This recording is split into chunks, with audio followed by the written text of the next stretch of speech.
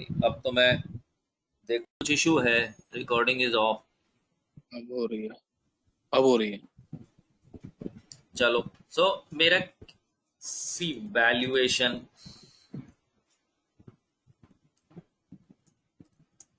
आपका वैल्यूएशन के साथ में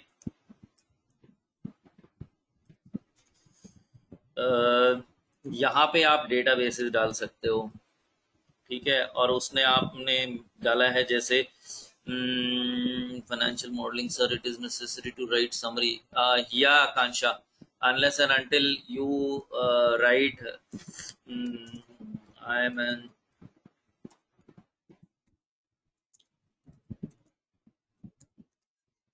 certified financial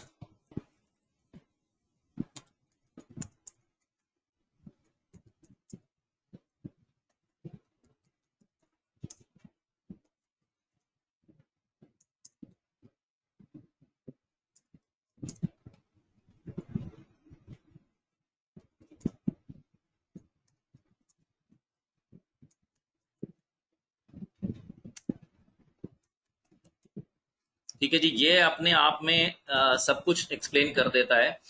अब आप उसके अंदर थोड़ा बहुत और ऐड कर सकते हो। यहाँ पे जो डेटाबेसेस हैं या माइक्रोसॉफ्ट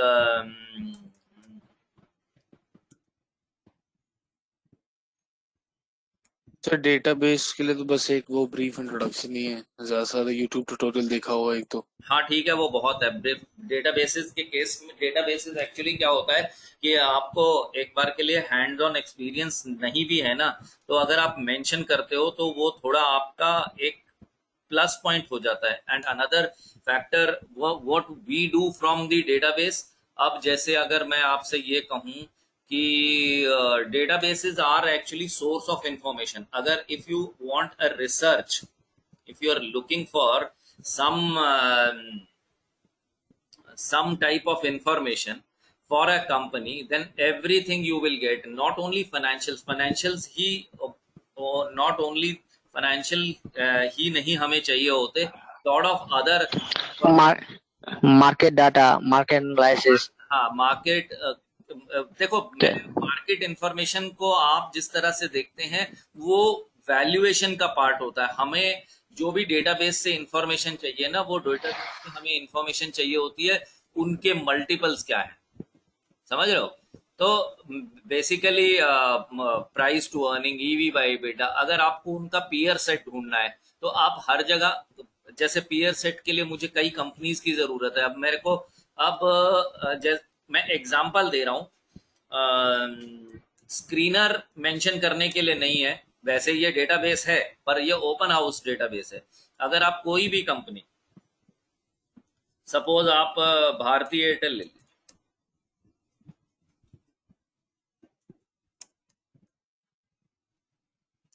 ठीक है, तो अब मुझे जो जो इंफॉर्मेशन चाहिए, ये इसका बैंड है। इसमें अगर मुझे एनालिसिस देखना है तो मेरे को ये अंडरस्टैंडिंग यहाँ पे मिल रही है कि the company is trading at 5.8 to its book value, company has low interest coverage ratio, company has delivered poor sales growth. ये सब मुझे पता चल रहा है, ठीक है। मुझे उसके ज्यादा चाहिए इनके पीयर्स कौन कौन है। So these are the peers who are actually required. फिर अगर मुझे जो भी इंफॉर्मेशन, जैसे सपोज रेशोज हैं, अब ये यहाँ तो इन्होंने सिर्फ ये 3 रेशो कैलकुलेट करके दी हुई है, पर रेशोज बहुत सारी होती हैं। अच्छा, ये वाली इंफॉर्मेशन भी इम्पोर्टेंट है, ऐसा नहीं है कि ये इम्पोर्टेंट नहीं है, पर ये सिर्फ ट्रेडिंग या इन्वेस्टिंग पॉइंट ऑफ व्यू से है। और अगर मुझे, सबसे बड़ी बात यह है कि अगर मुझे कहीं दूर जाने की जरूरत नहीं है, मुझे फाइनेंशियल ईयर की एनुअल रिपोर्ट यहीं पे मिल जाएगी। लो, तो मेरा कहने का मतलब है कॉन्फ्रेंस कॉल यहाँ पे मिल जाती है, ट्रांसक्रिप्ट मिलती हैं, तो डेटाबेस से बहुत सारी चीजें मिल जाती हैं। अगर मैं डेटाबेस को, अगर जैसे एक और डेटाबेस है, ये डेटाबेस नहीं कहलाएगा क्योंकि यहाँ पे ओपन हो, इंफॉर्मेशन ओपन है। इन्होंने स्क्रीनर टूल के तरीके से दिया है। एक है रेट स्टार करके, रेट स्टार इन जो है, अगर आप इस पे जाओगे तो ये भी एक्चुअली क्या अपने आप को कह रहे हैं, doing research on stock doesn't have to अब अगर इनके बारे में आप थोड़ा बहुत, अब जैसे इसके अबाउट अस पढ़ लेते हैं।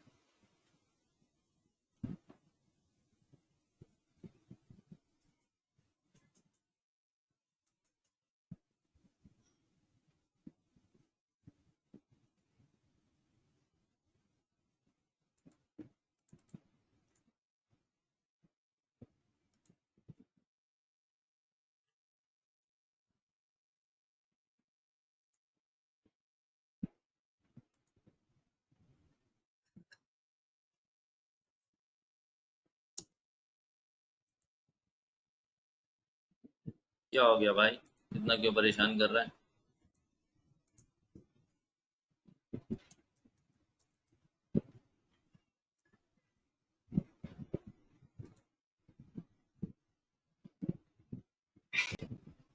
कुछ साइट के साथ प्रॉब्लम है, इतना टाइम नहीं लेना चाहिए। तो ये जो वेबसाइट है, यहाँ पे मुझे जो इंफॉर्मेशन मिलती है,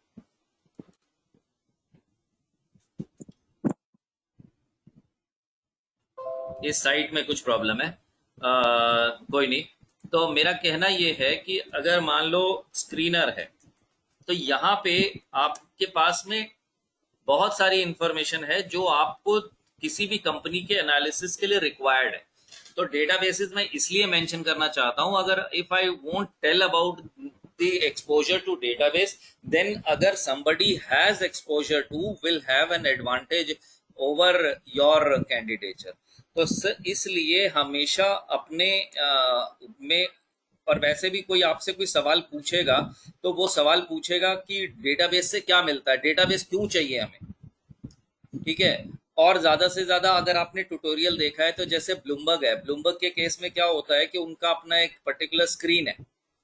अब उस स्क्रीन में आप कोई सर्च, कोडिंग के हिसाब से दिया रहता है सब ब्लूमबर्ग में, कोडिंग के हिसाब से कुछ फंक्शन प्रेस करने पर वो शो करता है हाँ, तो वो एक्चुअली उनके ब्लूमबर्ग। सिंटेक्स होते हैं। अदरवाइज आपको लेटेस्ट न्यूज मिल जाती है, आपको मल्टीपल्स मिल जाते हैं, और बहुत सारे, जैसे बाकी दूसरी बात है कि ब्रोकर्स के एस्टिमेट मिलते हैं। हमें सबसे पहले कंसेंसस नंबर चाहिए होता है, तो वो कंसेंसस हमें वहां से ही मिलता है।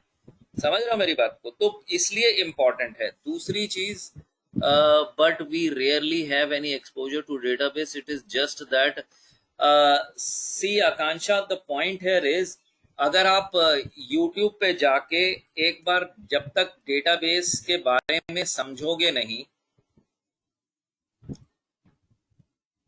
अब सपोज मैं ये कह रहा हूं कैपिटल आईक्यू,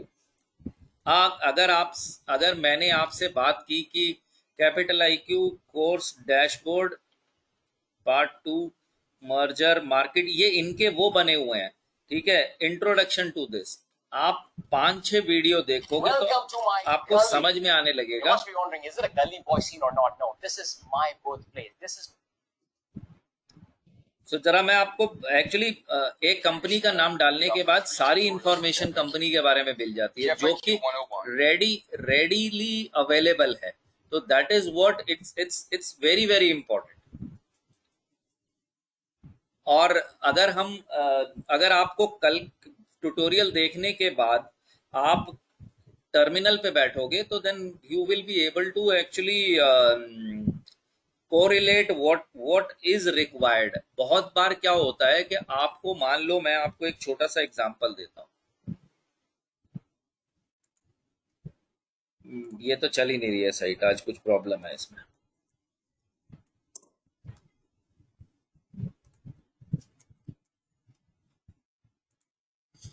मुझे आ, मुझे ये इंफॉर्मेशन चाहिए, ठीक है।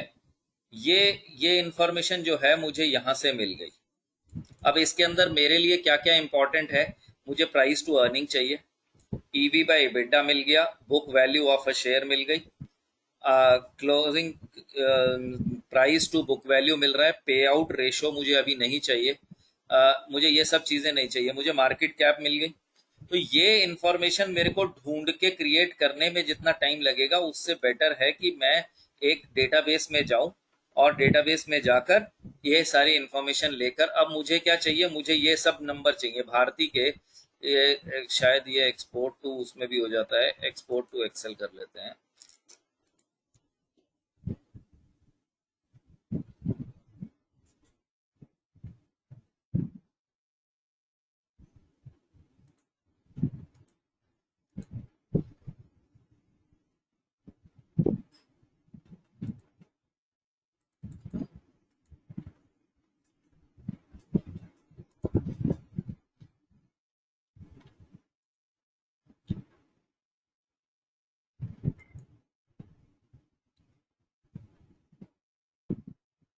ओके, ये सिर्फ बोल रहे हैं, आया नहीं है। ठीक है, अब देखो स्क्रीनर जो है वो दलाल स्ट्रीट का है।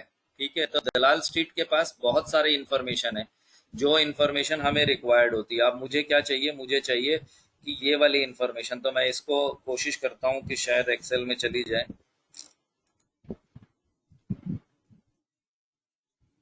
अच्छा, ये इन्होंने यहाँ दिया है, latest please do not make changes to this sheet. ये कहाँ है, इक्विटी हो गया, मार्केट कैप हो गया, डिराइव्ड। मान लो सपोज मैं ये करता हूँ तो शायद मिलेगा मुझे। हाँ जी, अब ये मान लीजिए ये आ गया। मुझे ये सारी इंफॉर्मेशन चाहिए थी, मैं इसकी फॉर्मेटिंग खत्म कर देता हूँ, क्लियर फॉर्मेट्स। ठीक है जी, तो ये मुझे इंफॉर्मेशन जो है, ये इंफॉर्मेशन मेरे लिए बहुत बहुत ही इंपॉर्टेंट इंफॉर्मेशन हो जाती है। अगर मुझे क्विक एंड डर्टी स्टाइल से मार्केट कैप चाहिए, मुझे डिविडेंड यील्ड अभी मैं नहीं ले रहा हूँ, मार्केट कैप ये हटा दिया, ये हटा दिया। ठीक है जी, और उसके बाद ये मेरा शिफ्ट टू लेफ्ट, तो price to book, price to book. एक सेकेंड,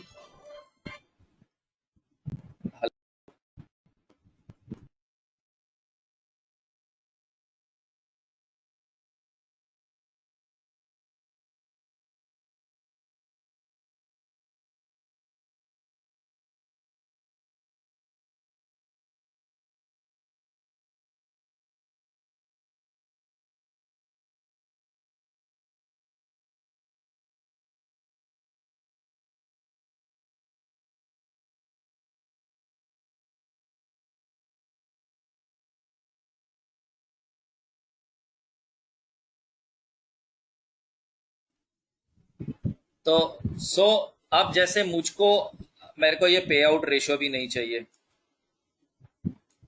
अभी के लिए नहीं चाहिए। ऐसा नहीं है कि इसकी इंपॉर्टेंस नहीं है। अब ये मेरा मैट्रिक्स हो गया। ठीक है, ये मैट्रिक्स हो गया, जिसके बेसिस पे मैं अगर इनकी,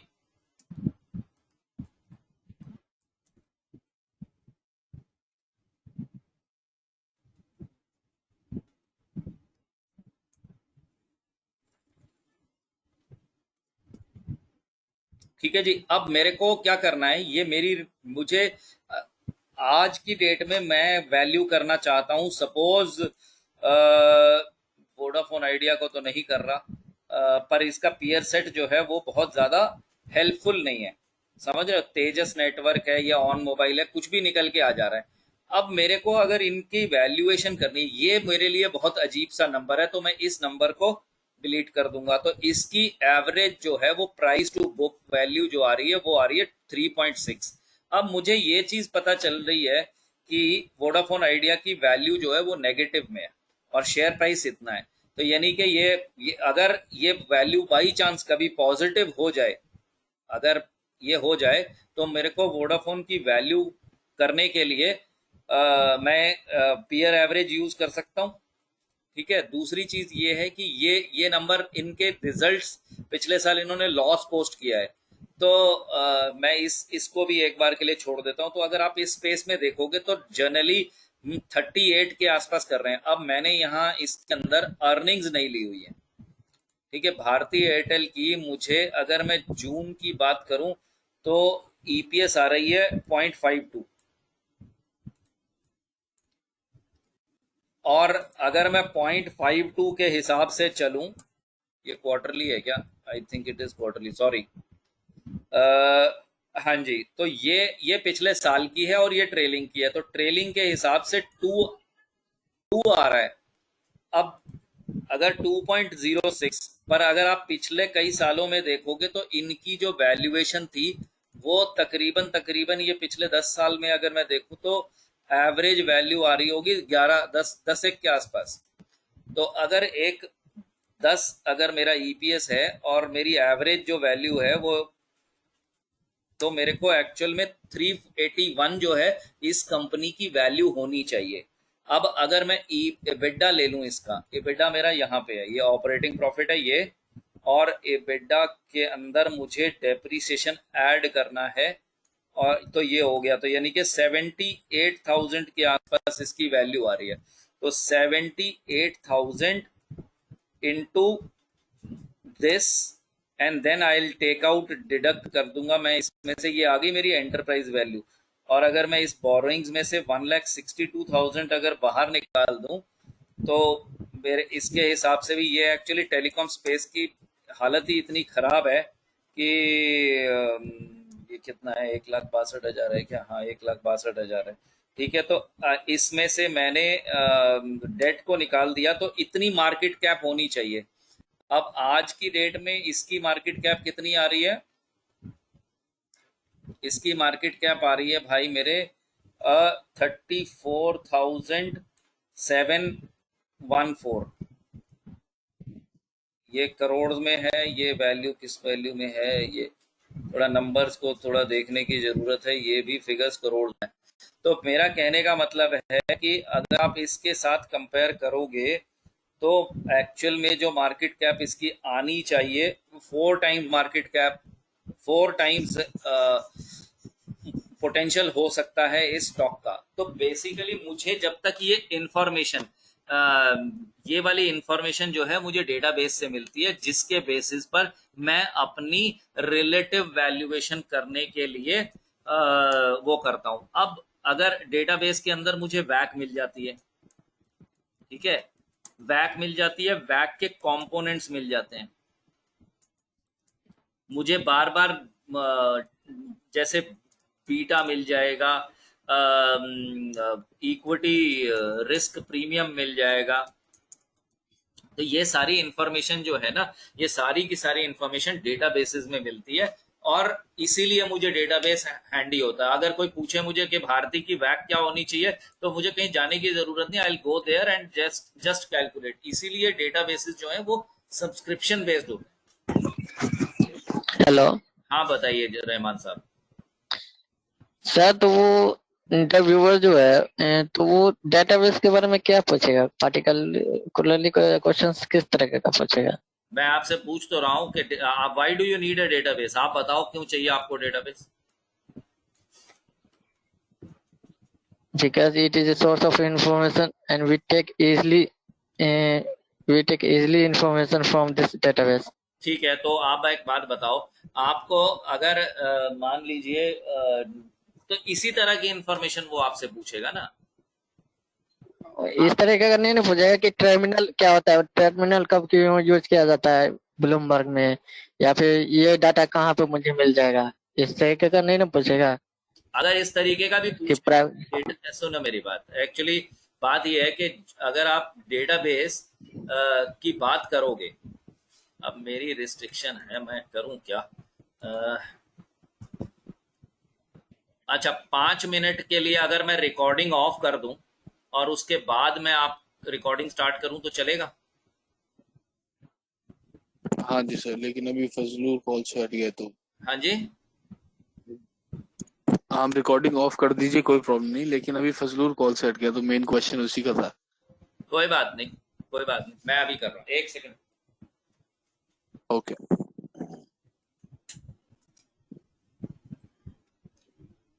स्टॉप करने, वहां पर हम ये तो कह सकते हैं ना कि actually I have no access of this database, so only basic understanding of this database. क्यों बोलना है ये? मैं, मेरा अगर सवाल वो कुछ ज्यादा ही डीपली पूछा जाए तो बता देना, बोल देना कि नहीं मेरे को आप, मैं तो यही कह रहा हूँ ना कि you just tell them that I have an exposure to database. मैंने तो ये कहा ही नहीं कि वो जो पूछेगा, वो अगर मान लो आपसे कुछ ऐसा पूछ ले जो आपको नहीं पता होगा तो मना तो किया जा सकता है ना। और दूसरी बात ये है कि यस। और दूसरी बात ये है कि जब तक आपसे डेटाबेस के बारे में वो डेटाबेस के बारे में जब पूछेगा तो वो डेटाबेस आपके सामने होना चाहिए। हवा में तो अब जब आप जितना आपको पता है उतना ही आप जवाब दे सकते हो ना।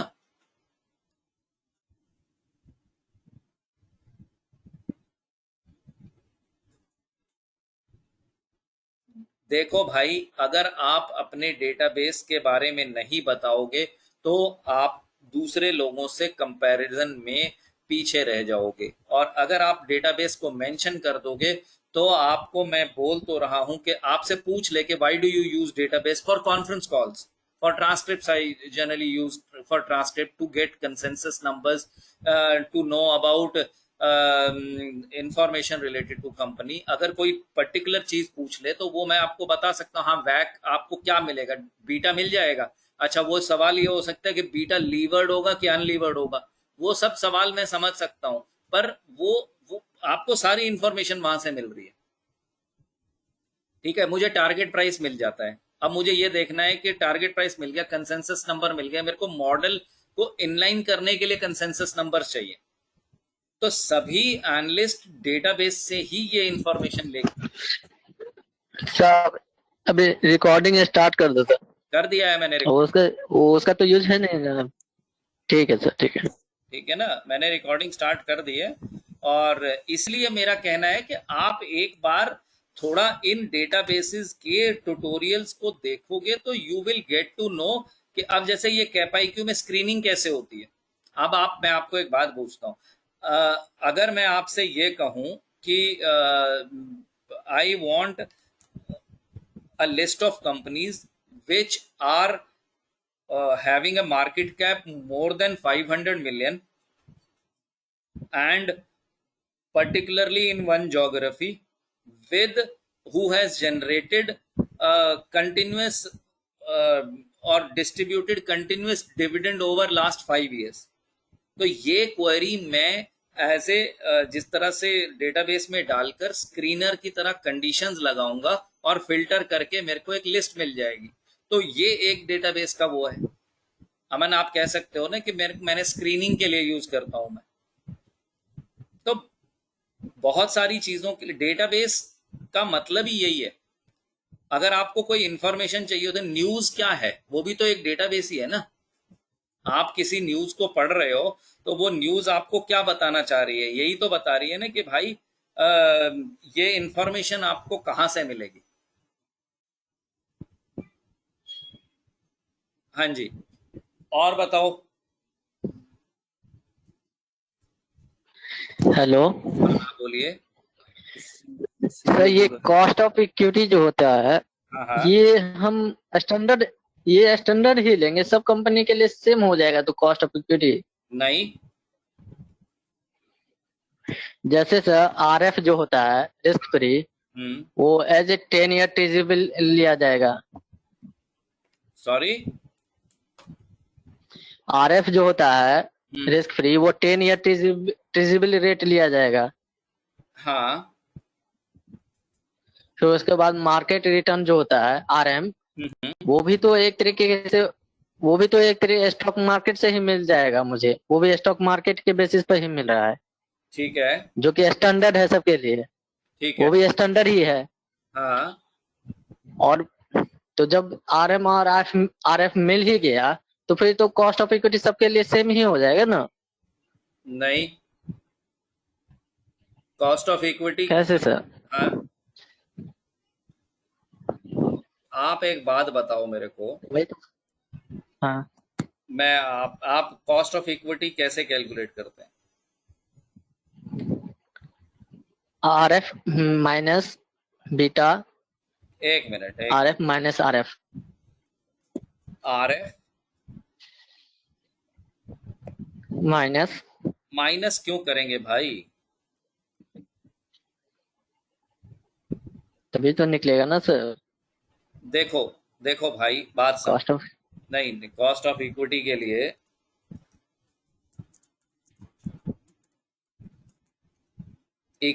लिए आप क्या यूज कर रहे हैं? अपॉर्चुनिटी कॉस्ट का कॉन्सेप्ट हम यूज कर रहे हैं, ठीक है। तो अपॉर्चुनिटी कॉस्ट क्या है? आरएफ है। रिस्क फ्री रेट तो आपको हमेशा ही मिलेगा ना अगर आपके पास पैसा है तो। अब आप क्या चाहते हो कि यहां से हटाकर मैं कहीं और पैसा डालूं, तो मुझे क्या क्या करना पड़ेगा? मैं I am going to take more risk. If I am going to take more risk then obviously I need something extra over and above to risk free rate to compensate for that additional risk। तो मेरे को क्या चाहिए? Risk free rate plus a premium भाई ये दोनों अगर मान लो इन दोनों का सम जो है that is going to be cost of equity. अब ये प्रीमियम कैसे डिफाइन हो रहा है? प्रीमियम डिफाइन हो रहा है कि आप जो रिस्क ले रहे हो उस रिस्क के लिए कितना एडिशनल पोर्शन आपको चाहिए। अब आज की डेट में इंडियन एनवायरनमेंट के अंदर आप मुझे ये बताओ रिस्क फ्री रेट कितना है? 6.7 है सर। 6.7 है, ठीक है भाई मेरे। अच्छा तो अब आप किस में, टाटा मोटर में इन्वेस्ट करना चाहते, ठीक है? Yes sir. टाटा मोटर में इन्वेस्ट करना चाहते हो तो मुझे ये बताओ कि टाटा मोटर में इन्वेस्ट अगर आप बैंक में पैसे रखते हो तो 6% आपको मिलेगा, राइट? Yes sir. अगर आप टाटा मोटर में इन्वेस्ट करोगे तो 6% तो नहीं करोगे ना, प्लस उससे ज्यादा मिलना चाहिए। कितना मिलना चाहिए? अगर मेरा 6% ये है फ्री है तो फिर अगर मैं अबाउट 10% लेना चाहूंगा, 10 प्लस। मतलब तो टोटल जो आप चाहते हो वो आपको 16-17% आपको रिटर्न मिलना चाहिए। Yes sir. तो वही तो आपका कॉस्ट ऑफ इक्विटी हो गया। ये जो प्रीमियम है, ये प्रीमियम कैसे कैलकुलेट होता है? ये प्रीमियम कैलकुलेट होता है मार्केट ने कितनी रिटर्न जनरेट की। मान लो मार्केट ने 15% रिटर्न जनरेट की और आपका रिस्क फ्री रेट जो है वो है 6.7, तो ये हो गया आपका मार्केट रिटर्न। ये है मार्केट रिस्क प्रीमियम, पर इसमें कंपनी स्पेसिफिक रिस्क नहीं ऐड हुआ। तो मुझे चाहिए बाई उसके लिए चाहिए मुझे बीटा, ठीक है? ये तो सर बीटा भी तो हाँ। हाँ हाँ।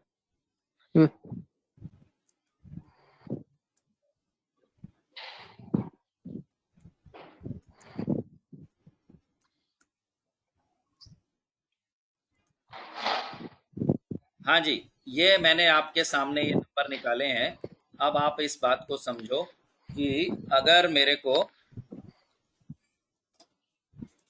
15% मुझे मार्केट से रिटर्न मिल रहा है, रिस्क फ्री रेट इतना है, तो मेरा मार्केट रिस्क प्रीमियम जो हो गया, मार्केट रिस्क प्रीमियम जो है मेरे को चाहिए 8%। और बीटा जो है वो स्पेसिफिक रिस्क है जो कि मार्केट में कई फैक्टर से आता है।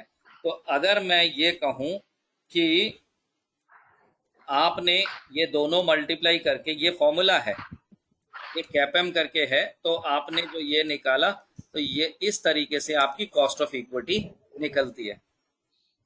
But the formula says risk free rate of return plus beta into, अब वही मैंने भी किया है, मैंने भी वही किया है मेरे भाई। आप जो कह रहे हो risk, market risk of return, हाँ तो मार्केट रिस्क नहीं है, ये मार्केट रिटर्न है, market return less risk free rate. तो यही मार्केट रिटर्न और रिस्क फ्री रेट, ये है मेरा मार्केट रिस्क प्रीमियम। और बीटा, इन दोनों को मल्टीप्लाई करने से मेरे को 10 मिला और मैंने रिस्क फ्री रेट में ऐड किया। तो ये है कैपएम की इक्वेशन यार। हेलो, हाँ जी, मैं ये कह रहा हूँ तो मार्केट रिटर्न जो है RM, तो वो तो स्टैंडर्ड ही रहेगा ना सभी कंपनी के लिए। हाँ बिल्कुल रहेगा। 10%, 10%। तो मैं यही करा, तो इसमें कंपनी का क्या कंट्रीब्यूशन है? सिर्फ बीटा तो, लेकिन बीटा भी तो एक तरीके से स्टैंडर्ड ही माना जा रहा है। क्यों स्टैंडर्ड माना जा रहा है? कोवरियंस से अगर उसको निकालेंगे या स्लोप से ही निफ्टी इंडेक्स से, तो उसमें जो एक्सेल चार्ट जो रहता है उसमें ही तो दिया रहता है, तो नहीं, उसमें कंपनी का कहाँ कुछ दिया रहता अरे भाई कोवेरियंस किसका है? हैं? टाटा मोटर की प्राइस और मार्केट की प्राइस, राइट? मार्केट, एनएससी का, इन दोनों का कोवेरियंस है ना। तो ये अगर कल को टाटा है? मोटर हाँ। की जगह मैं आईटीसी ले लूंगा तो क्या ये कोवेरियंस चेंज नहीं होगा? Yes sir, yes sir. तो भाई मेरे, ये अगर फिक्स है, ये मैं मान सकता हूं कि मार्केट रिस्क जो है, मार्केट रिटर्न जो है वो फिक्स है, ये भी फिक्स है। ये मान लिया इतना परसेंट हो गया, पर ये जो बीटा है ये हर कंपनी के लिए डिफरेंट होगा, तभी तो ये जो रिस्क है ये चेंज हो रहा है। ये 8% मान लिया मैंने एक बार के लिए, कंट्री स्पेसिफिक हो गया। पर जो बीटा है, अगर आप मेरे को एक बात बताओ, जोमेटो में पैसे लगाओगे जो लॉस मेकिंग है, तो जोमेटो में 5 इतना कर सकते हो तो 19% आपको चाहिए। इन्फोसिस में हो सकता है आपको मान लो आईटीसी तो एक रिस्की बिजनेस हो गया, पर अगर रिटेल बिजनेस की बात करोगे तो बीटा 0.9 होगा, तो ये आपका यहाँ पे कॉस्ट ऑफ इक्विटी कम हो जाएगी। लॉजिकली जो है वो अपॉर्चुनिटी कॉस्ट का कॉन्सेप्ट है, और अपॉर्चुनिटी कॉस्ट का जो कॉन्सेप्ट होता है वो अपॉर्चुनिटी कॉस्ट का कॉन्सेप्ट हमारा ये कहता है कि भाई मैं मुझे अगर 15% मार्केट रिटर्न है, तो मुझे एडिशनल कितना मिल रहा है 6% से, वो मेरा मुझे चाहिए। भाई 6 तो 15 के अंदर भी तो 6 है ना, इस यस सर। 3% के अंदर भी तो 6% है ही ना।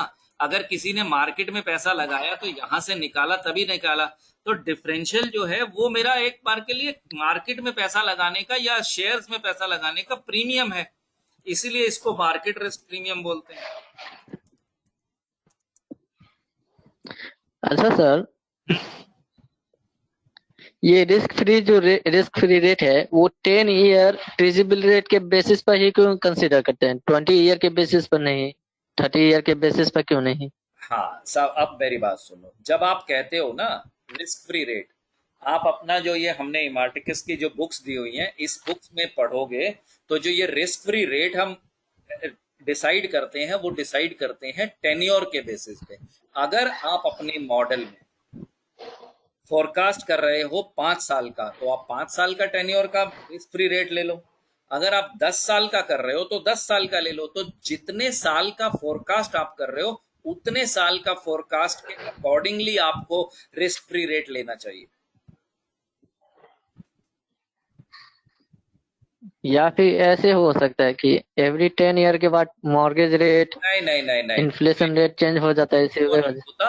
आपको कंसिस्टेंसी का प्रिंसिपल अप्लाई करना है, और अगर आप कंसिस्टेंसी का प्रिंसिपल अप्लाई करते हो तो आपको जिस तरीके से, मैं आपको दिखा देता हूँ, मेरे पास तो ट्रेनिंग में ये लेवल 2 है ना,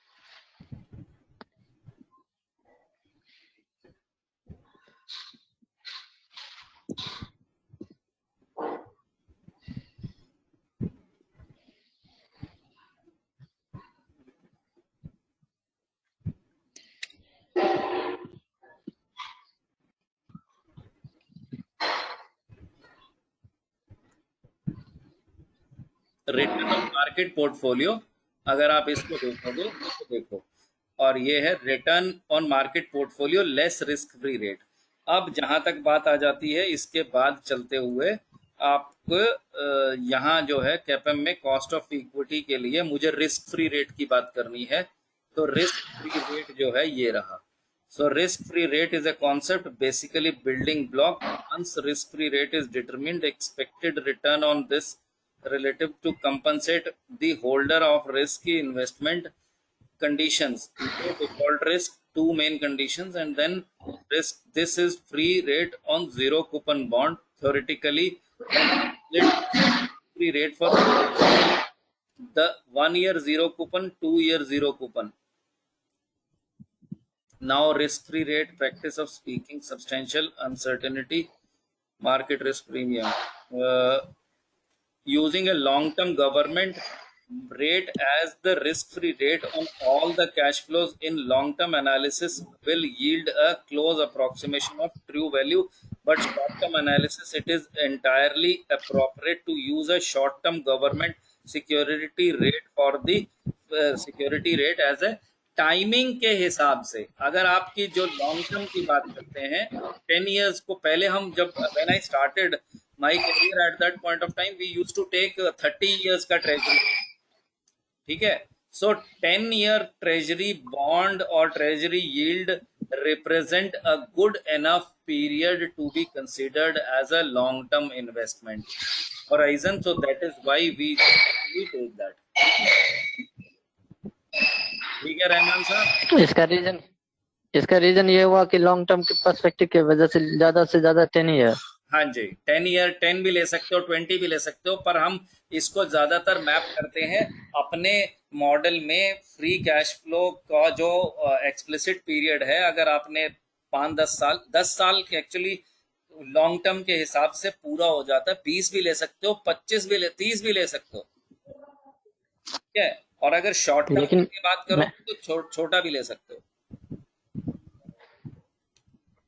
लेकिन हम मैक्सिमम जो 10 ईयर लेते हैं वो क्यों लेते हैं वो अपने फोरकास्टिंग के बेसिस पर ही कि 5 ईयर का कर रहे हैं तभी।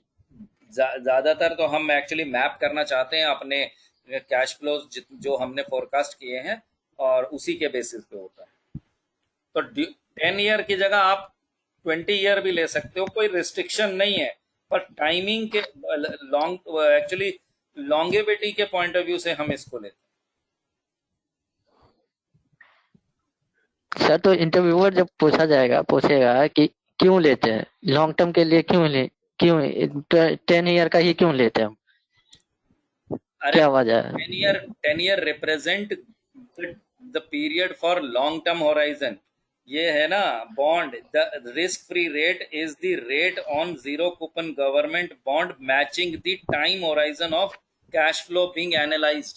अगर आपने 10 साल के कैश फ्लो फोरकास्ट किए हैं तो 10 साल का ले लो, 20 साल का किया, यही तो पेज खोला है मैंने मेरे भाई, ये पढ़ा जा रहा है। ये yes sir. the rate on a zero coupon government bond matching the time horizon of cash flow being analyzed। अगर आप 5 साल के फोरकास्ट ले रहे हो तो 5 साल का रिस्क फ्री रेट ले लो। मैं कोई ये थोड़ी कह रहा हूं कि 10 साल का ही लेना आपको। So this translate into using different risk free rate for each cash flow. आप समझ रहे हो? Yes sir. तो ईज हमें 10 year ट्रेजरी जो है वो actually it represent good enough long term horizon, that is why we use. और बताओ। और sir ji market value of debt and market value of equity वो हमें कहाँ से मिलेगा? देखो अगर आपने मान लो आपकी company value sir. Bonds issue कर रखे हैं, हाँ तो मार्केट वैल्यू ऑफ डेट आपको मिल जाएगा। अगर आपकी कंपनी ने किसी बैंक से लोन ले रखा है तो वो जो बुक वैल्यू ऑफ लोन है वही आपकी मार्केट वैल्यू ऑफ लोन है, ठीक है ना। तो इसके लिए आपको कहीं जाने की जरूरत ही नहीं है। If it is a marketable security and it is getting traded in the market, then that is the market value of that debt. If you are not having it's a private debt taken from a bank in terms of a term loan, then the value which it carries on the book is your market value। clear? या फिर इसे कहीं mention किया रहता है sir? क्या चीज market value? देखो भाई मेरी बात सुनो, जो चीज हो रही उसकी मार्केट वैल्यू होगी नहीं, और जो वैल्यू है। अब आप एक बात बताओ, मैं आपसे एक बात पूछता हूँ रहमान साहब, आपने 5 करोड़ रुपए का लोन लिया हुआ है, ठीक है, बैंक से 5 करोड़ का लोन लिया है, तो क्या बैंक आपको 5 करोड़ से नीचे उसको छोड़ देगा जब तक आप 5 करोड़ पूरा नहीं दोगे? हाँ नहीं सर, नहीं सर। अब अगर कल को क्या हुआ, वो बैंक ने आपका लोन उठाकर किसी दूसरे बैंक को बेच दिया, उसने कहा कि भाई रहमान साहब ने 5 करोड़ का लोन लिया था जब इंटरेस्ट रेट 10% होते थे, मैंने रहमान साहब से 50 लाख रुपए रेंट इंटरेस्ट ले लिया। अब मेरे को कोई अगर 45 लाख रुपए 4.5 करोड़ रुपए देगा तो मैं ये 5 करोड़ का कागज उसको पकड़ा दूंगा। समझ रहे हो मेरी बात?